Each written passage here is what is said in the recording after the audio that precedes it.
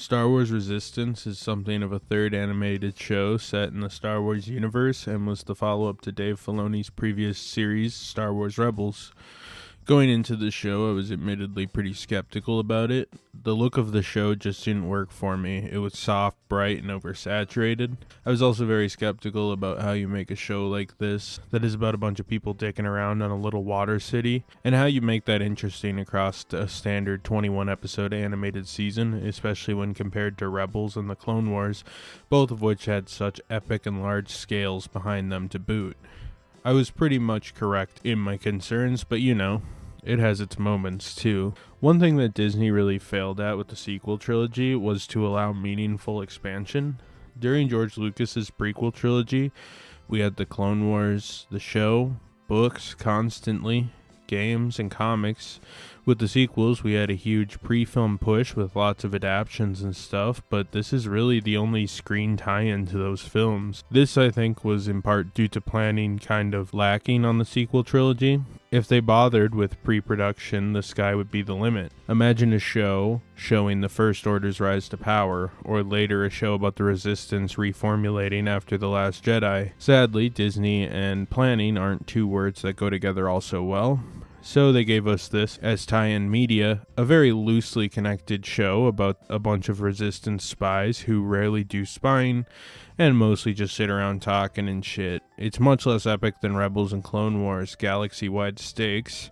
Anyhow, Dave Filoni, known for the aforementioned Rebels and Clone Wars shows, was promoted to the head of the animation wing at Lucasfilm and came up with the concept of this show, but given the ongoing production of the grand and epic finale to Clone Wars, they decided to cook up on Disney+. Filoni was more of a consultant on this show, not working the day-to-day in the same capacity he worked on the older ongoing shows. In pitching the show, Filoni took inspiration from anime and his grandfather's experiences in World War II. I guess bro just had Japan on his mind, for better or for worse. The elevator pitch was, how does the First Order supply chain work? And what were they before The Force Awakens, which who hears that and thinks, holy shit, we're gonna get some riveting television, especially in a kid's show. We should have had an epic episode where a First Order engineer drafts up the designs for the Starkiller base in Space Cat or something too. Honestly. Apparently he envisioned the show to work like Cheers, where everyone would just show up and hijinks would ensue, and I don't know what the budget was on this show, but it couldn't have been all that big. From an animation perspective, Filoni and the gang wanted the show to feel like Robotech or Lupin the Third, hence the anime influences. The show's first season that we are looking at today took place in 34 ABY, or during the preceding 6 months before The Force Awakens, and ending during the events of that film. Basically, they had a bunch of really weird and boring ideas, and they made it happen. The first episode, The Recruit, was actually released in 2 segments, being episodes 1 and 2. The show opens on our lead, Kasandu Ziano, flying his X-Wing through space when he's attacked by a TIE fighter and nearly knocked out when Poe shows up to save him, inviting him to chat on the Corvette he had coming. Poe wants Kaz to join the Resistance, and after meeting with Leia, he decides to. Kaz's senator dad doesn't approve, but whatever, fuck that guy.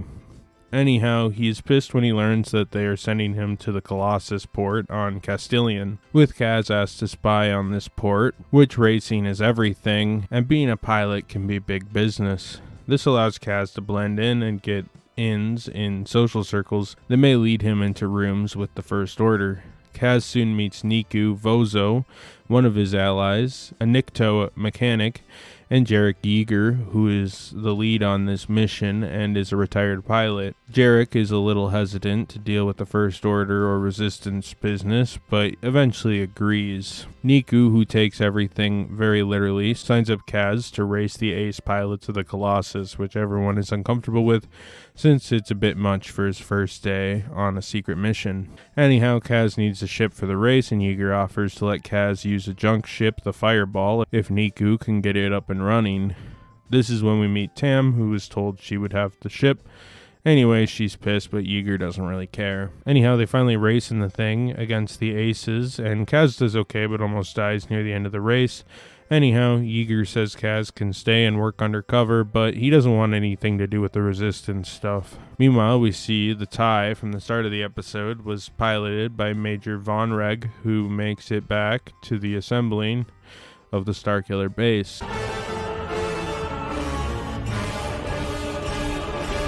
This episode from a story perspective is okay, it sets up the concept well enough. Plus it explains that the New Republic Navy exists as Kaz was a part of it. They just apparently don't do shit and allow the Resistance to deal with everything. I think Kaz is a little annoying, and so is Nico, but Yeager is cool. And the fact that they had Anthony Daniels as C-3PO and Oscar Isaac back as Poe Dameron was a fun connection to the main trilogy and a novelty we didn't see much in Rebels. Though notably this would happen in Clone Wars here and there, most notably when Christopher Lee played Count Dooku in the Clone Wars movie. I think it's a little ass-pully that Poe lends Kaz BB-8. Keep an eye on this kid, BB-8. I think he's capable of big things. Like, why not just give him a different droid? That would be like Luke lending R2 off to some random rebel on Hoth. I get the real-life reason, which was that BB-8 is marketable for weekly episode trailers, but like, come on now. The lead villain they set up, the TIE ace, Major Von Reg, is just a dude in a cool red stormtrooper armor. Nothing special at all, but I guess they couldn't have Kaz fighting Phasma or something since they didn't really know anything past The Force Awakens when this show was produced in 2018. The end of the episode race also kind of reminded me of Superman 64. You'll see a series of metal rings. Fly through them as fast as you can. The winner is whoever makes it through the final hoop first. In episode 3, The Triple Dark, Kaz is mad that his new job involves mechanic work when he wants to just fly. This is when a strange Nemodian Halian narc appears and seems to be a First Order spy while searching for some spare parts for the Nemodian ship. He also sneaked in some spying. Kaz ends up bothering the Nemodian, who talks to a guy, Kragan Gore, though the Nemodian departs and Yeager tells Kaz he has to do better to protect his cover. A storm begins around the Colossus and pirate attacks happens, which is led by Kregan, who is talking to the Nemodian Halian earlier on. Kaz makes a distraction and Bo Keevil shoots down some of the pirates, causing the pirates to flee. Following the pirates' failure, we learn they were hired by Phasma and Von Reg from the First Order to do the job, and they're pissed by the failure. When Major Von Reg and Commander Pyre first proposed the idea of collaborating with pirates, I was skeptical.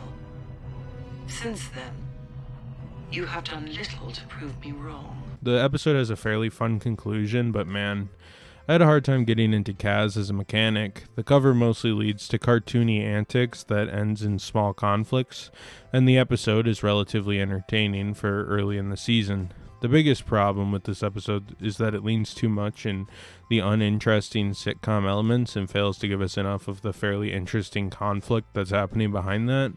I did like the Nemodian and pirate designs, but I think the color on this show sometimes just kind of washes out good designs. Episode 4, Fuel for the Fire, had me wondering when the Resistance members in Star Wars Resistance would start resisting. But I've got a race to watch. The episode follows a squadron, the Colossus's top racers, practicing a ring run. With the team about to race, Kaz's friends run off to watch, leaving him alone. He tries watching the race, but accidentally drops the engine to his fighter. Yeager reminds Kaz that he has to be a better spy. Kaz sulks off and meets Jace Rucklin, another aspiring racer, along with his crew, Lynn Gava and Gorik. The team starts roasting Yeager, and Kaz can't help but agree. Kaz is challenged by Jace to a race. The duo do so on swoop bikes. Kaz almost drowns, but Jace saves him. Yeager's pissed off about this because Yeager can be kind of an asshole. Niku warns Kaz that those kids he's been hanging around can't be trusted, but Kaz ignores him. Anyhow, Kaz and Jace infiltrate Yeager's office and learn he fought for the New Republic at Jakku, as well as the fact that at one point he had a family that obviously is no longer in the picture. Jace steals some hyperfuel while Kaz isn't looking and attempts to use the dangerous fuel, almost killing himself in the process, though Kaz and Yeager save him. Yeager is mad at Kaz, at the selfish Jace.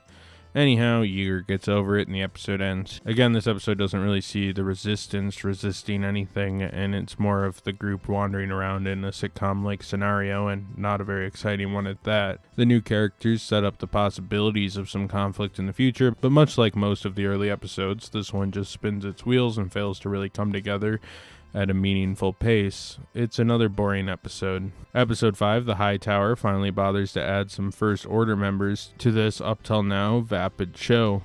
As the Colossus experiences a power outage, Emmanuel Doza, the pseudo-leader of the Colossus, warns residents not to use power for the next several days.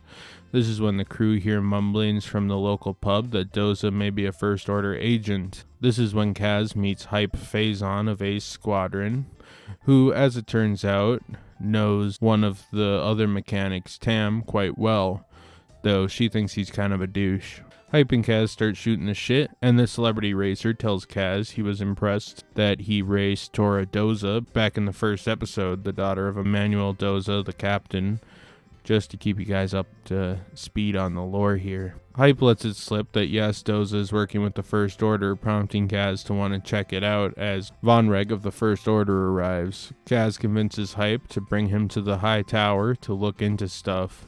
Kaz hears Doza and Von Reg talking with the First Order officer, offering protection from pirates, who, as we know from a couple episodes ago, were sent by them. To which Doza says he will report Von Reg to the New Republic, and Von Reg counters that he can report Doza's criminal activity himself. Kaz is about to leave, but he's confronted by a stormtrooper, though he's saved by Tora, Doza's daughter, who he starts to befriend a bit. Anyhow, Kaz escapes, blah blah blah. This episode drip-fed us some Star Wars and showed what a show called Star Wars Resistance with this context could be. I think the show, episode to episode, occasionally has a good one in the early season, but I hate when shows, especially shows of this style, take numerous episodes to kind of gain any sort of footing, and even this is fairly loose footing.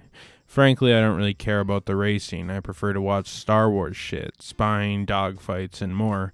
I think the racing could be interesting potentially, but this show fails to ever really nail it, honestly. It's just kind of like, not that entertaining. I also think Von Reg is a solid enough, if plain villain. Plus the intrigue with the Doza patriarch and his daughter is also sort of good setup for later in the season. It is also nice to see this kind of power struggle with the First Order as they work to grab the scraps of the New Republic to build a stronger force moving forward, though I still think we see too much of Phasma in this. You're telling me Phasma has time for this little scrap of the galaxy when she's Kylo Ren's right-hand woman? I don't know, seems kind of odd.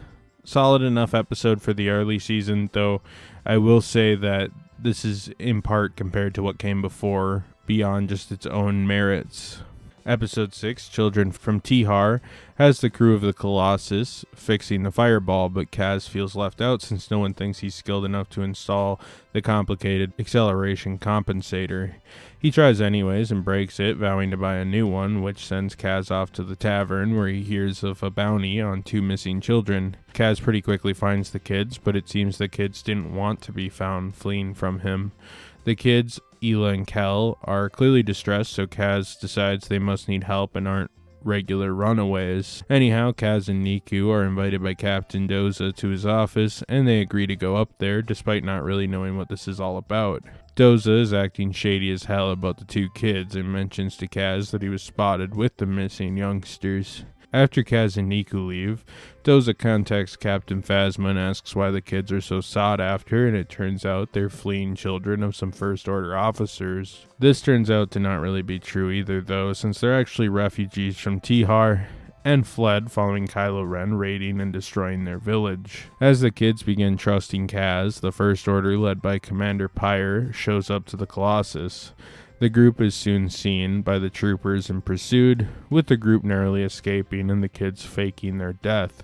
Anyhow, Kaz reports that the First Order is growing bold, while the children move to the lower decks with these turtle dudes, the Chelday, and the episode ends with them, I guess, living in a musty basement with some turtle dudes. The Shell folk have invited you to stay with them for as long as you would like.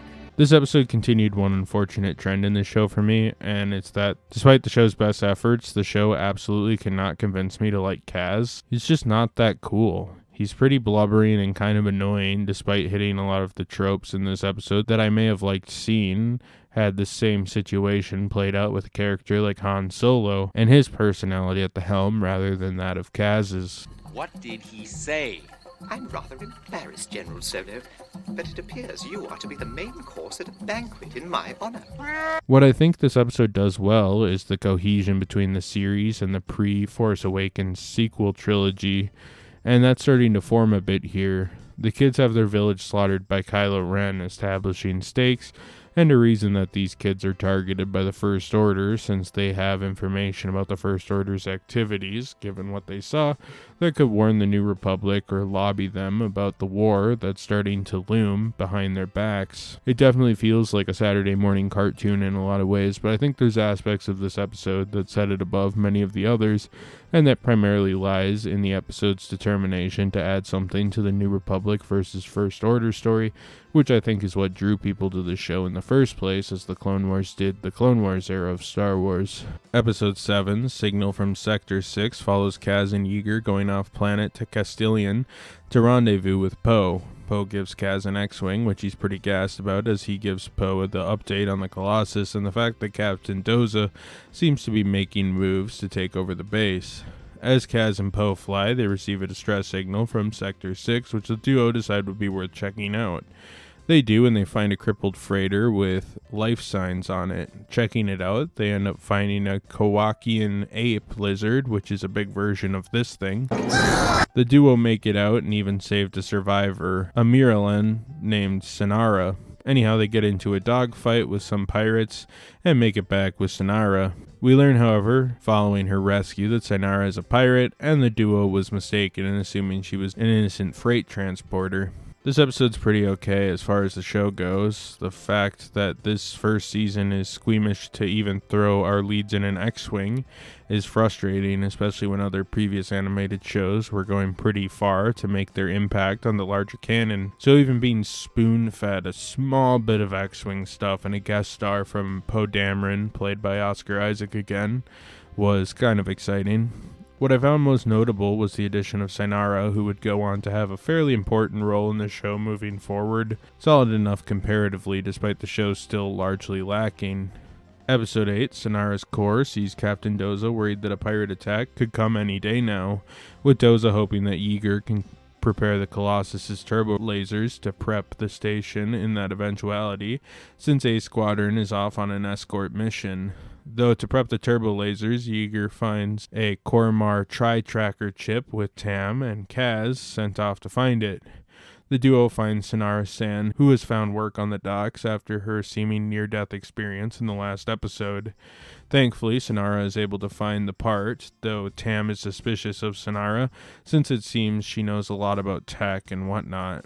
Synara, as we know, is secretly a pirate and contacts her leader Kragan Kor, as Synara tries gaining Tam's trust. A Squadron takes off on a mission, and Synara takes interest in this. The crew is finishing repairs on the turbo lasers as pirates arrive to loot the Colossus. A battle commences, with Tam eventually seeing Synara in a suspicious position. Though Synara saves Tam, which maintains her cover, though BB-8 still doesn't trust this bitch the way the rest of the crew seemingly does. Doza is shaken by the attack and contacts Commander Pryor, trying to strike up a deal with the First Order to get some protection. This was another somewhat boring episode. The episode has a tiny bit of action and intrigue, but still not enough to actually get me invested in the plot that's happening. Honestly, these episodes are starting to blur together a lot. Synara is a somewhat compelling character since she's doing an undercover thing, though her motivations to work with these pirates from the inside of the Colossus feels like a bit of a stretch. The action itself is good and expressive, but lacks the stake of a show like Rebels or Clone Wars, which occasionally featured both death and grievous injury, pun intended.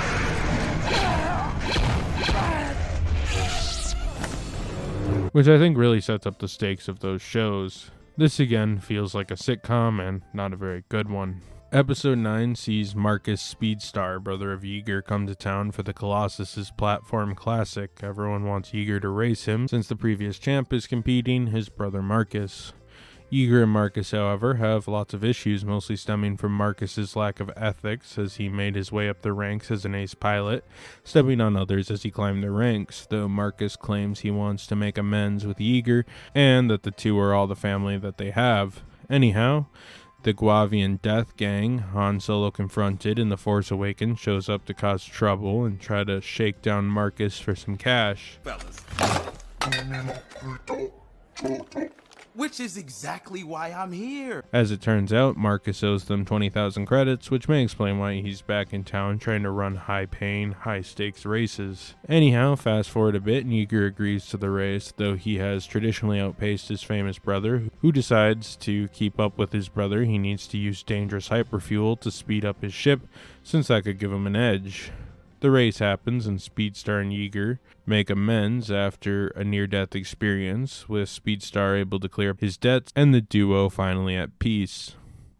The episode actually has some trivia. This was initially meant to be a race between Han Solo and Yeager in an early draft, though this was eventually retooled to feature Speedstar instead. And I think that was for the best, since I kind of like this episode as like a brother dynamic. Yeah, it's definitely a race-heavy episode made for kids, no denying that. But mixing in some family drama and development for Yeager was kind of nice, honestly. And if you're going to do the sitcom stuff, they have to at least find something interesting to put these characters in. It also adds more stakes to the race than some of the others, since it wasn't just some people racing to win or prove they have what it takes or whatever. It has some real human stakes, as the fate of Yeager's family is on the line, at least metaphorically, as he and his brother must balance pride with family. With Yeager revealing that much of his family was killed in an accident caused by his brother, while his brother's finally trying to reconcile with that and get through his past, clearing his debts and hopefully moving forward a better man that can connect with his brother Yeager a bit better. Episode 10, Secrets and Holograms, hopes to push the main story forward for the show a bit. Doza's daughter Tora wants some fresh air, though Doza is concerned she will end up entangled with the First Order. Since we know Doza's working with the First Order, shit will soon go down. Which of course happens when Commander Pyre arrives as Tora winds up hanging out with our resident resistance spy Kaz. Doza makes a deal with Pyre to have a First Order occupation, giving the First Order shadow control of the station so long as it's protected from pirates, and of course Doza remains the Colossus's figurehead. Anyhow, that meeting concludes and Tora wants to sneak back into her room with Kaz accompanying her, though this is when they're nearly spotted by Pyre. Anyhow, Kaz wants to see what's up and learns Doza's in league with the First Order, almost being captured by the First Order with this data.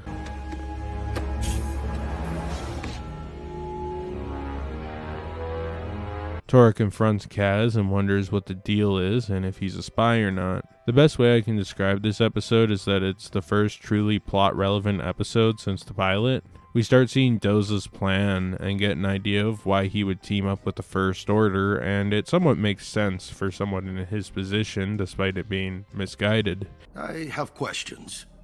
How many stormtroopers would be stationed here? Enough to stave off any pirate raid.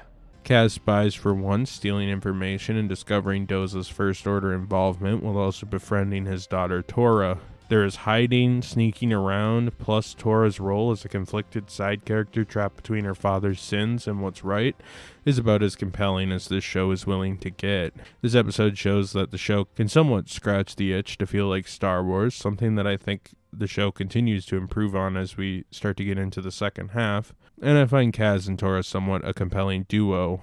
I also think I'm slightly more endeared to Kaz in this episode, even if only moderately. Episode 11, Station Theta Black, sees Kaz on a recon mission of the planet Castilian, though his ship, the Fireball, has a stabilizer malfunction and he's picked up by a Resistance cruiser to meet special guest star Oscar Isaac as Poe Dameron. BB-8, I told you Kaz wouldn't blow up as long as you're around. Kaz gets to personally meet other special guest star Leia Organa. General? And give her Captain Doza's proposal in the First Order that he copied in the previous episode. Anyhow, Poe and Kaz find a First Order outpost built into an asteroid and start going through it. This is all well enough until sentry droids spot the duo, alerting Captain Phasma of their presence on the station. Anyhow, a bunch of stormtroopers arrive to menace Poe and Kaz, though they narrowly escape, leading to a dogfight, which of course climaxes with the two hitting lightspeed and making it out of there. The two head back to Leia and tell her that the First Order seems to be creating a stockpile of weapons, which alarms her, but everyone agrees the New Republic's Senate will ignore the problem, not wanting to get in another conflict in the vein of the Galactic Civil War, though, they're clearly mounting to be the new Empire. I mean, they literally have stormtroopers. They got their own Darth Vader. I'll show you the dark side. You may try.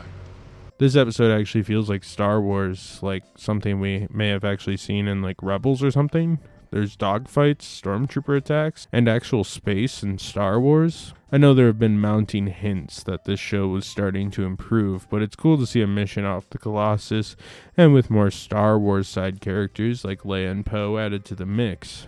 Of course, Oscar Isaac reprises his role as Poe, while Carrie Fisher did not reprise her role as Leia, as Carrie Fisher died 2 years before this episode aired in December of 2016, so she probably couldn't have been on the production even if she would have agreed to it. In her place was Caroline Hennessy, who played the elder Leia in a number of animated appearances, and even got to cameo as an extra in The Rise of Skywalker, with her character name in live action being Domain Lith, who doesn't even have a clear picture on her Wikipedia profile. Regardless, she did a good job portraying Leia, and it's still fun having Oscar Isaac show up. Ultimately, while nothing groundbreaking, and despite the slow start, we can see the show began to get more of an overarching plot that ties better into the sequels as we head into the main season. Though in the winter mid-season break, the main episodes of the show would be put on pause while Disney XD, in the meantime, aired some short 1-minute promo episodes to fill the void. These shorts include The Search for Kaz, which sees BB-8 searching for Kaz, only for Kaz to end up being where he was supposed to be in the first place, while BB-8 was on the hunt. Dart and Cover sees the gang playing darts to comedic effect. Niku's Reward sees Niku unsuccessfully trying to consume a Gorg, only to give up. When Thieves Drop By sees a Narb trying to rob Flix and Orca, only to be dropped through a trapdoor. Treasure Chest sees Flix and Orca trying to open a treasure chest they found with no luck. G/LN sees Flix and Orca hanging out with a depressed alcoholic droid, G/LN. Bucket's Quest sees a disgruntled Bucket as he searches for his missing helmet. Unmotivated sees Hype, Flix, and Orca trying to fix a messed up R4 unit. The Need for Speed sees Hype and Tora race to see who's actually the best ace, with Hype besting Tora. Buggles Day Out sees Buggles having a day out. 60 Seconds to Destruction sees a nearly botched escort mission by A Squadron. And finally, The Rematch sees Kaz attempting to swag on Tora in the Fireball, only for his ship not to work so well. These are pretty much pointless gag videos and don't really add much to the lore, but they're cute and add some personality to the show, I guess. Hell, I think many of the early episodes of the season probably could have just been cut down to a 1-minute short, so I'm all for these shorts. I feel like I saw a half season of this show just reduced in time significantly. Chef's kiss, it's perfect.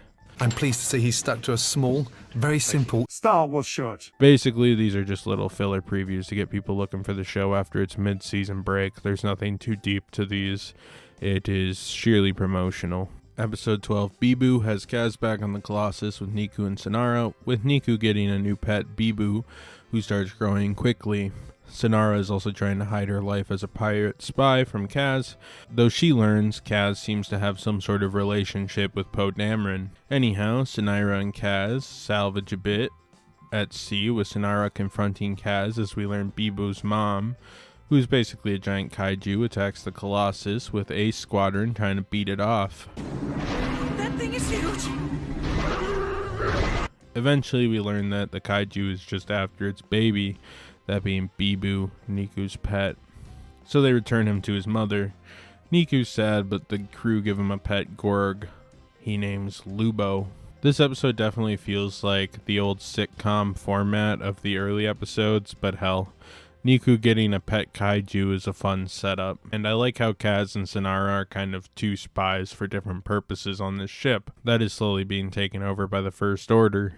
The Resistance, the Pirates, and the First Order all have stakes in the Colossus, so I think it's cool to set up this kind of spy versus spy thing that hangs over everyone's head. It's pretty filler, though, and the show is just so ugly, so I can't really give it too much credit, despite kaijus being one of my many interests, and normally a Star Wars kaiju would probably get me pretty hot and bothered.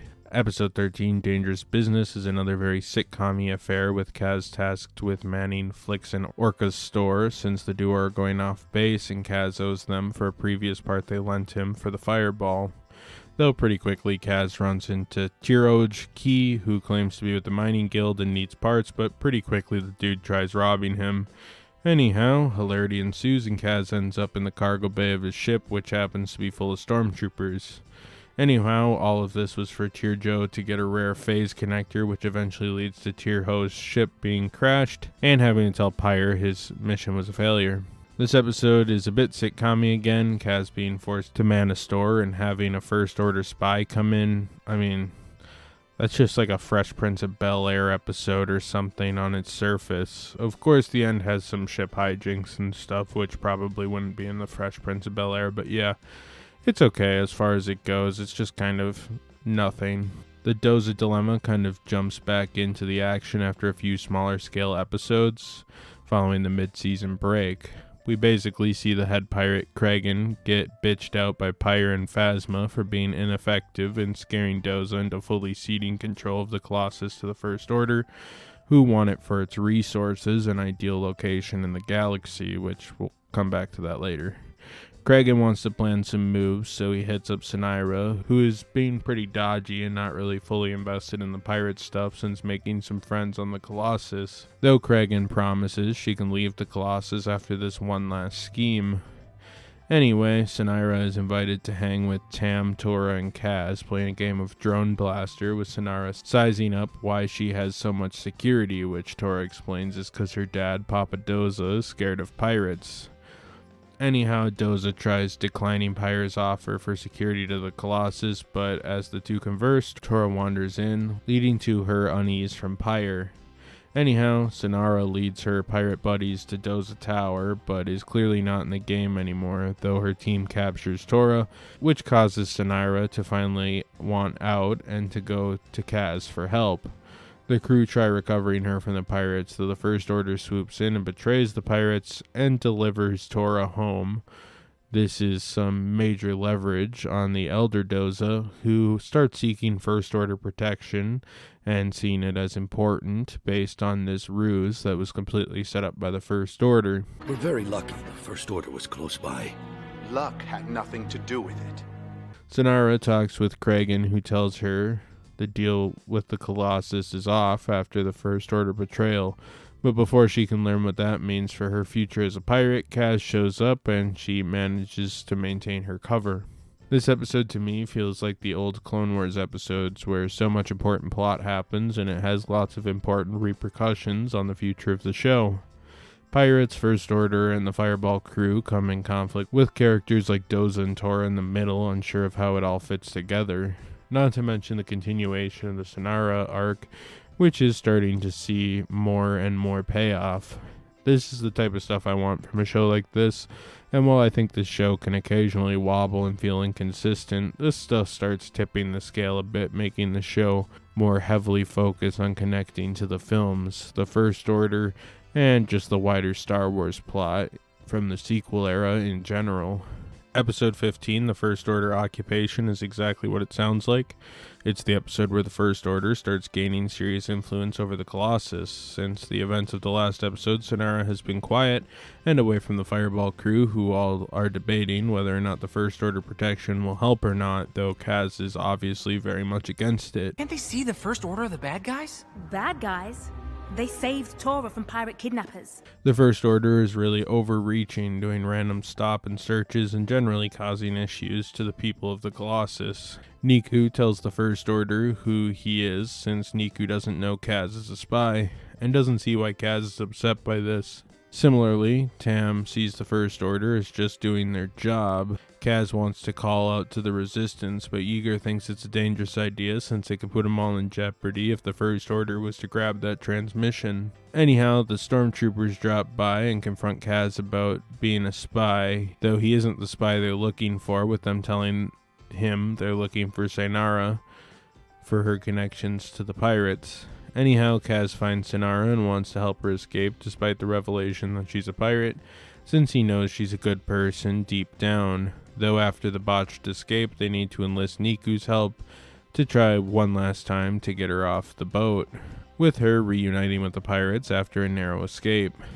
The episode starts off with some social commentary on corruption, with Tam talking about how the First Order is just doing their jobs and whatnot, which is kind of weird to see coming from a children's TV show, but is a real talking point for things like police intervention and crimes and stuff, so it's actually supposed to reflect real life a bit, interestingly. Behind that, you also have a pretty fun little escape episode, and I like the seed that Kaz plants, saying Synara ultimately wants to do good despite her defecting back to the pirates for now. In Star Wars, of course, anyone can renounce evil and pretty much immediately become a good guy. Any Kip Duron fans out there?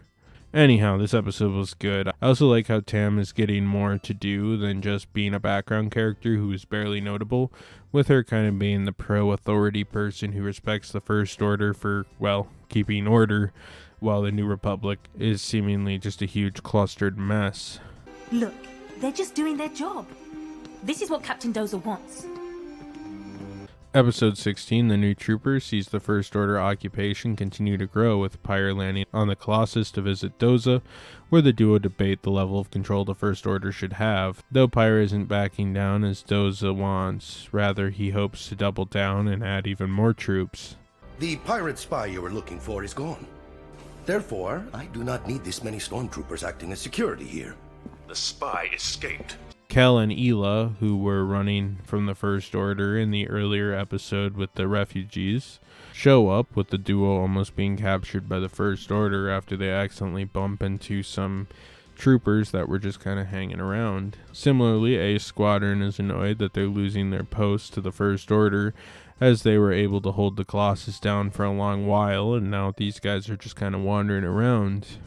Well, Yeager notes to Kaz that this is not unlike the Empire, which promises protection, but in turn strips the rights of their citizens away. To counter that argument, though, Tam remembers that her grandfather made it by working in Imperial munitions, thinking they weren't actually as bad as the unorganized New Republic, despite the irony that her grandfather was more or less forced into that position. Anyhow, Kel and Asa ask for Cal's help to get them to safety, though the entirety of Team Fireball all kind of get wrapped into this too, with Nico following Kaz and Tam telling the kids to turn themselves in to the First Order. Anyhow, Kaz disguises himself as a First Order trooper in the ever-classic Star Wars trope of dressing up like a trooper.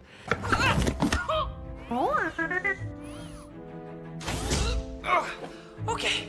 And Kaz hopes to steal some mission logs and find out what the First Order has on these kids and whether or not they're actually being tracked. Anyhow, it's not all that much that they have, but Kaz does learn that the First Order is sending a whole garrison of troops to the Colossus, and Yeager realizes that the First Order hopes to use the Colossus as a refueling and supply line in their effort to undermine the New Republic. This episode, like the last, picks up the pace a bit and does the old disguise as a stormtrooper trope. Too short for a stormtrooper? Huh? Oh, the uniform. I'm Luke Skywalker. I'm here to rescue you. It's nothing new, but it's always a fun little thing Star Wars does. But like, honestly, at some point they have to find a workaround to that issue. Like, the Empire and the First Order got on that trick so many times. I think what's unfortunate about this show is how long it took to get to this point, since by this point in my watch I was starting to slightly enjoy the show despite its flaws that no story could really overcome for me, such as the general look of the show, which I will continue to bitch about. Don't worry. Oh, now you're on my case too, Bucket. Really? I like that the show starts kind of showing a point of view on the First Order's rise and attempts to smooth out some of the confusing aspects of their rise to power that we saw in The Force Awakens, even if I think it's to slightly mixed results. The important things for a show like this is world building, which is something that Disney designed Rebels to do, and old Lucasfilm designed the Clone Wars to do, which this show wasn't really allowed to do, due to the nature of this show coming out concurrent to the sequel trilogy, which it was tying into, where the Clone Wars came out with the prequels being in the past, as well as Rebels coming out with the OT being in the distant past, meaning they kind of had defined borders they had to work within, where here they have to try to make a show that won't bump into the continuity of the sequel trilogy. A good question. For another time. Episode 17, The Core Problem, sees Poe Dameron stop by the Colossus after hearing what has happened with the First Order. Poe takes BB-8, revealing that he needs to go on a big mission, so he's taking back the droid, and the rest of the show will have to go on without the marketing boost BB-8 gives them. This also implies that he is off to find the map of Luke Skywalker, as we saw at the start of The Force Awakens, with this show from here taking place concurrently with that film, as we will look at more later on. Anyhow, BB-8 goes, and in his place, CB-23 is left in his stead.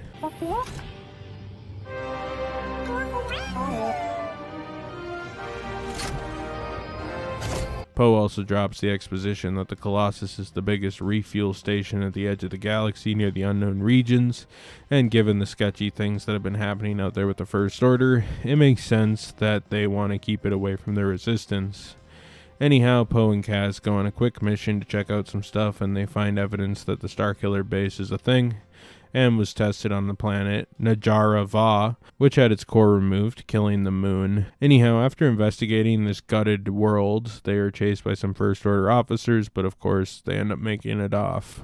This episode is actually consequential for the lore, since it kind of foreshadows the Starkiller base, which is obviously a very important aspect of The Force Awakens, and really shows our characters and the audience more of what's at stake with this new Empire proxy running around beyond occupying stations and outposts with the gutted planet, proving the First Order is truly evil and at a much larger scale than anyone realized. I actually like this episode and this type of context that helps build the sequels a bit in the way that the prequels were built by the Clone Wars. I also just think the show is so much better when it leaves the excessively boring island setting and shows us some of the many new worlds introduced in this new era of Star Wars. Not to mention the dogfighting, which is really nice and well done.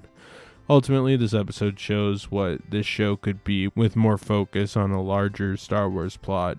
Very well done, and dare I say, a good episode, even if the BB-8 swap was kind of awkward, since he was a large presence in this show in general, and the new droid, CB-23, was definitely just to replace him, since if BB-8 was still on the Colossus, the continuity wouldn't work out for The Force Awakens. Episode 18, The Disappeared, sees the First Order calling out Doza for sanctioning races on the Colossus, since it's potentially a security risk, but Doza pushes back on this a bit, since it's an important part of the Colossus's economy. Eventually, the First Order does get the racers temporarily grounded, though tricking Doza into thinking they were impending security disasters coming out. Anyhow, after a confrontation with the First Order, Hype of A Squadron goes missing and the crew is curious to their whereabouts, with some on the platform, such as Aunt Z, starting to rebel a bit. I'll tell you what the problem is. The problem is you. People are disappearing and I know you're behind it. So anyway, they start poking around. The First Order capture Aunt Z, and we learn the First Order also has Hype, Nod, and Greville, a couple of other occupants of the Colossus. Kaz, Tor, and Yeager confront Captain Doza, who admits that the First Order is taking people and transferring him, though he doesn't know exactly where. Kaz and Tor end up finding the prisoners pretty quick, though, and help them make a break, with the group hijacking a transport to take to Takodana. But where are we going? Set course for Takodana. I have an old friend there who can help us. The duo is happy, but upon returning to Yeager's repair shop, the whole group is arrested by the First Order.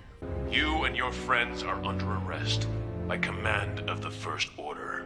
The late season is starting to get interesting and starting to crescendo, even on the Colossus, where the show felt mostly stale up to this point.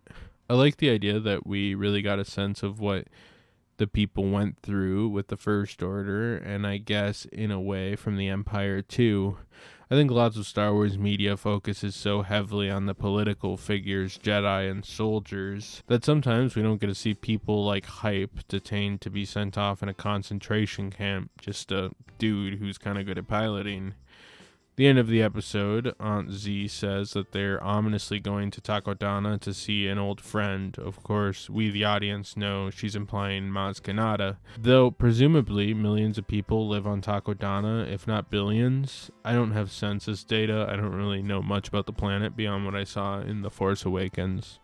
Regardless, I always found this funny. Like, what if I was talking to someone and I ominously said I'm going to Africa, I have a friend that can help? From a real life perspective, wouldn't it make more sense for them to say, I know Maz Kanata, this lady who owns a giant cantina? I just feel like Star Wars sometimes treats planets like cities or even just an extension of certain characters. And I sometimes think, like, what if one country on this planet just doesn't fuck with the Republic? Like, some continent on Takodana has a totally different government system than the rest of Takodana. And also, like, why is there a single senator for each planet and like 2 advisors? You're telling me Senator Palpatine was the focal point of Naboo's entire population? Anyhow, that one line really sent me down a rabbit hole. Decent episode, which is on the better side of this series.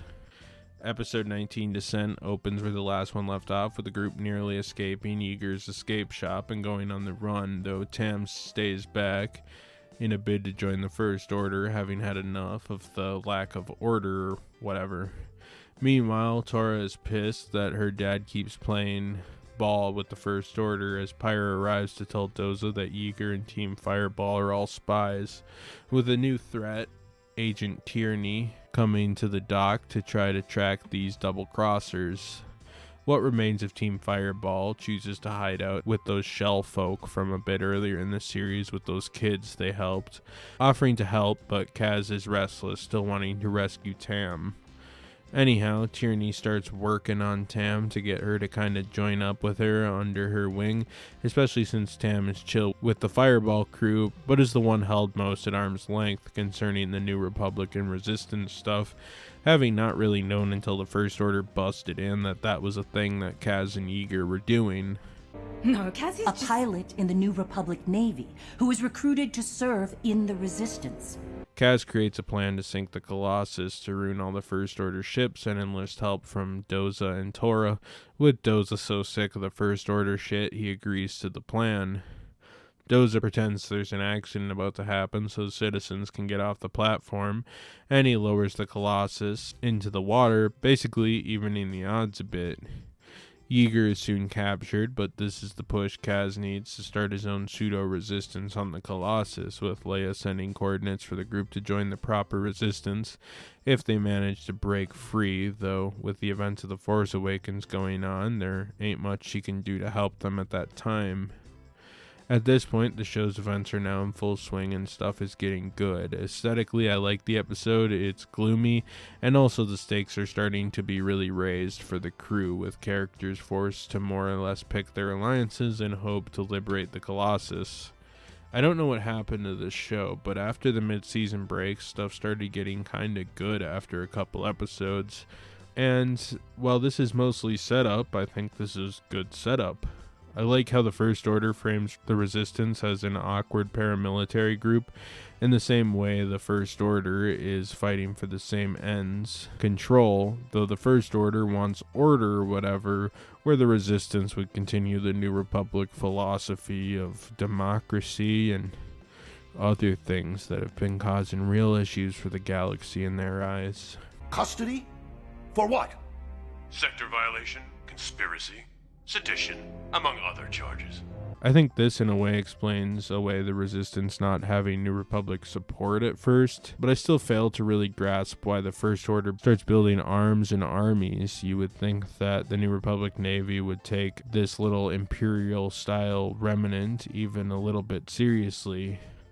Not really a problem with this show as much as the world building of the sequel era though. Episode 20 and 21, No Escape, Part 1 and 2, act as the season finale for the show. The First Order declares martial law on the Colossus, locking it down as they look for the Resistance saboteurs. Pyre officially assumes full control after detaining Doza, who tried to defy the First Order. Pathetic. Throw him into the brig. After coming up with a theory that Yeager and the other Defiant Colossus citizens are being held under Doza Tower, Kaz decides to attempt their rescue and then escapes to Hosnian Prime, where Kaz can talk to his father, who's a senator on that system, and with the evidence from recent events, hopes to gain some Senate sympathy to back a counter-assault on the First Order on the Colossus and hopefully start a real conflict with the First Order. Tam, meanwhile, continues to move towards joining the First Order as Kaz swims to the Colossus Tower, though is confronted by sea troopers, with Tora joining up with the Resistance fighters. Anyhow, the mission seems to be going well when the group sees a group of troopers watching a HoloNet recording of the Starkiller base's destruction of the Hosnian Prime system. Not only their escape plan and end goal, but also where Kaz's home was and where his parents were located, along with just the entire spine of the New Republic. CB-23. What system was that? Hosnian Prime. Anyhow, Kaz saves Yeager and Doza, where they learn the fate of Hosnian Prime and the surrounding system, which crippled the New Republic to its core, since apparently the New Republic just put literally all their eggs in one basket. Though soon, the uprising is so powerful, the stormtroopers decide to dip, not really caring so much about the Colossus for now, after the major victory on Hosnian Prime, with Tam going off planet with the First Order to the dismay of Yeager. You were like a father to me, but all that was a lie. Tamra, they are the ones who are lying to you. Anyhow, the Colossus, which turns out is a space-capable ship, is sent into orbit as Kaz and the Aces get one last dogfight in against the First Order before the Colossus hits hyperspace to an unknown destination, since Niku panicked and sent in a random destination, so that is where we're left off for the start of Season 2. I liked this episode. I like that it raises the stakes, and I think it's creative to see the fall of the New Republic to the First Order in real time as it happens, with Kaz being a bit more relatable while reeling over the deaths of his home and everybody that he'd ever known. Though at the same time, lifting up the Colossus, saving prisoners, and the skirmishes were all fun and exciting. I will say this two-parter is so much darker than the majority of the early show, which I think may cause you to feel some tonal whiplash as I had, though I wasn't really prepared for the direction the show was going to go. This also makes me somewhat interested in eventually watching Season 2 of this show. I think the last half of this season really course-corrected, with most of my major problems with the last few episodes being problems with Lucasfilm lore masters setting up highly convoluted settings during the sequel trilogy that make virtually no sense. I also found Tam changing allegiances to be interesting, as well as Doza, who for much of the show selling out his base basically as a means to keep it safe. Not unlike what the OT did with Cloud City. The First Order has far overstepped its boundaries. You said they'd be left in the city under my supervision. I am altering the deal. Pray I don't alter it any further. There are a lot of character stuff happening. I barely mentioned Tam's kind of descent into joining the First Order, but there's hints throughout the entire show that that's clearly the direction they were going to take her. And I like that Doza kind of came to his senses, though, as a politician with a very small army and a lot of attention on his base. You also can kind of sympathize with Doza despite his overtly terrible decisions throughout the entire show. Kaz is our lead character and wants to be a pilot and resistance fighter who leaves his cushy post at the New Republic Navy to become a spy and occasional pilot for the Resistance. For much of the show, Kaz is kind of just a joke character and really didn't get into much, though I think he had some really good moments throughout. I liked when his whole family was killed on the Hosnian system. I think that is when the character started to realize the stakes of the conflict more, and hopefully they explored that more in Season 2. I don't think he needs to be an entirely serious character, though I think kind of taking him back to this slapstick Bugs Bunny-esque character that he was in the first few episodes would probably be kind of a stretch given what Kaz had been through, and that might be an angle they explore, and if it is, I think that might be interesting.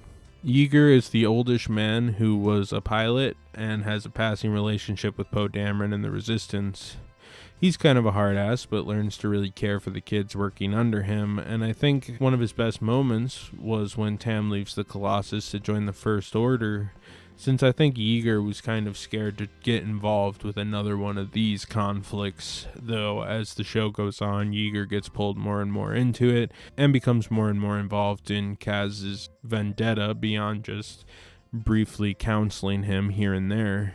Tamra, or just Tam, feels kind of left out of the adventures and is set up from the go as sort of being the big sister who just wants order. What I like is when she defects to the First Order, all the pieces were already there, and you see how a sympathetic character can be seduced into that lifestyle, the same way a character like Anakin could get seduced into becoming a Sith, and I think that's kind of reflective of the whole show. I think they tried to slowly build up these arcs a bit throughout, which made them not so weird. It isn't like Tam just jumped on the First Order train, and I thought it was fairly subtly foreshadowed throughout the show, so wasn't terrible. Captain Doza is the ship's captain and kind of sort of got everyone into this mess. The truth is, he had a pirate problem, and while he didn't know who was causing the problem, he saw it was best to strike a deal with the paramilitary group, the First Order, who at the start of this show just seemed like a small army larping around as the Empire, though ones with a level of force that is a step or two above what the Colossus already had. Not knowing the horrors of the First Order, or what they had in store for the galaxy, which eventually leads him to realizing that he fucked up cracking a deal with these guys. I like Doza since he doesn't mean harm. He cares about his vessel and wants what's best for its occupants, though he starts to kind of trade his occupants' freedom for their safety and his daughter's safety. You understand where Doza's coming from, but you also as an audience member kind of know better than Doza did. Tora is his daughter and friend of Kaz as being one of the aces at first, but unlike the more snooty upper echelons of the group, becomes friends with Kaz and the others in the Fireball team, and is distrusting of the First Order, which obviously her dad put a lot of stake into. And as Captain Doza kind of comes around to the Resistance side of things, Tora's an important factor in that change. Niku is Kaz's friend who takes things a little too literally, kind of a Spock meets Drax type of thing. You got this kind of character who doesn't sense human sarcasm. I like Niku enough, but he's played more for laughs, and is paired with the protagonist who's also largely played for laughs, which occasionally makes the show feel a bit directionless. Like, in the more minor episodes, you kind of wonder who you're supposed to be rooting for and what their goal is. Poe Dameron frequently guest starred, and BB-8's here too, for shits and giggles. And by shits and giggles, of course, I mean marketing. Poe is played by Oscar Isaac, which is cool and kind of crazy since Oscar Isaac started having a really big career renaissance around the time that he did the Star Wars films. He was sort of the one that busted through, which is rare for Star Wars. I like Poe, and I like him being in this show since he's just Wedge Antilles, but with more screen time. And honestly, I love Wedge Antilles so much that kind of remaking him with a more proactive role is absolutely fine with me. Honestly, just like copy him in there, I don't care. I hope we get more Poe as we move forward in the timeline in Star Wars, whether that's books or TV shows like this. He's one of those characters that I think was consistent throughout the sequels, and he's really good here. Oscar Isaac's a good actor, and I think he did pretty well voicing the role and keeping the show coherent with the rest of the saga. Synara is a spy like Cal, but as I said a few times in this video, works for the pirates rather than the Resistance. She's okay and is definitely positioned to be an important aspect of the second season. Major Von Reg is basically Poe's evil rival and is just a high-ranking First Order trooper and pilot who constantly menaces the group. The red gives me like a Red Baron vibes, the old World War I pilot, not the pizza. And yes, it is exclusively because of the color of his costume and the fact that he's a pilot.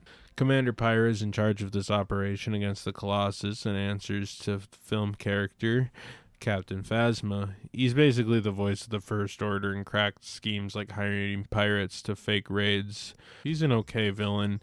I think they probably wanted to use Captain Phasma, but for continuity reasons, it was probably improbable that she would be both overseeing the creation of the Starkiller base and trying to capture this little outpost. I honestly hate the art style in this show. It's so oversaturated and lacks so much personality, with such soft coloring that the characters kind of just look like balls of Play-Doh. It also just feels like a shitty 3D pseudo-anime. I can see why only this show bothered with this vibe. It also doesn't feel right.